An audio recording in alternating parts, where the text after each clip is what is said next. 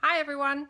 I have something to post and I thought rather than type it out and hurt my thumbs, I'll just video it and see how this goes. I had two fab conversations yesterday with two gorgeous mums, and they were conversations at totally different times of the day.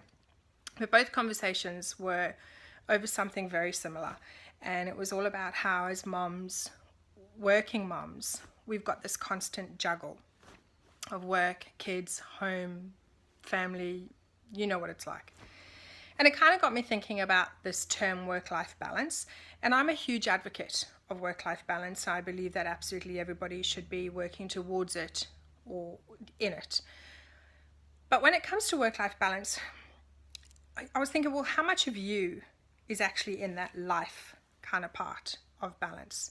You know, certainly as a mum, I'm really fortunate that I can work from home during the school holidays. I work school hours, so I can get the kids, I can come home, I can do the homework. But that's great. Is that work-life balance if I'm not really part of that life bit? So I thought, well, how many mums had the kids back to school at the start of this year and the hair was perfect, but their roots needed doing, or their hair needed trimmed, or how many kids are rushed around to dentists and they've got appointments here, there, and everywhere, yet your legs are still hairy. You haven't had any time for you. So work-life balance is fantastic. And like I said, I'm a huge advocate. And look, this doesn't just apply to us mums. This is to dads too.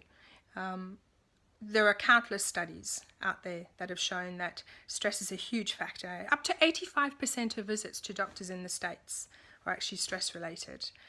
You know, it plays a huge part in our mental and physical well-being, and work-life balance is really, really important. But more importantly is you need to make sure that you're part of that work-life balance. You need to make time for you. And don't say that you don't have time, because you do. And it doesn't need to cost you anything at all. You know, there's some mornings where I'll get up earlier than the kids. I'll spend 15 minutes by myself with a cup of tea outside in my lounge, you know, writing down my gratitudes, maybe listening to a bit of music, and then I'll go and wake up the kids. Instead of getting to the school early and standing outside or sitting in my car, you know, up the corner, I'll go and sit at the beach for 5 minutes and I'll get to school when the kids come out. So you don't need to wait at the door for them. You need to spend time for you. You need to have part of that work-life balance. Your life needs to be part of that work-life balance. Too many times us mums forget about ourselves, and you will wake up one morning and you will look in the mirror and you will not recognize that woman that you're looking at. And the reason why is because you spent so much time getting that work-life balance for everybody else in your life. You didn't spend any time on her. You didn't spend any time with her. And don't say you don't have time. Because if you wake up one morning and you have a lump, or you need to get to the doctor, or you have an emergency, you will make time. So you need to make time for you. The oxygen mask comes down, you put it on yourself first. And it's really, really important that you do that. So have a look at your work-life balance. If you don't have it, I suggest you start working towards it.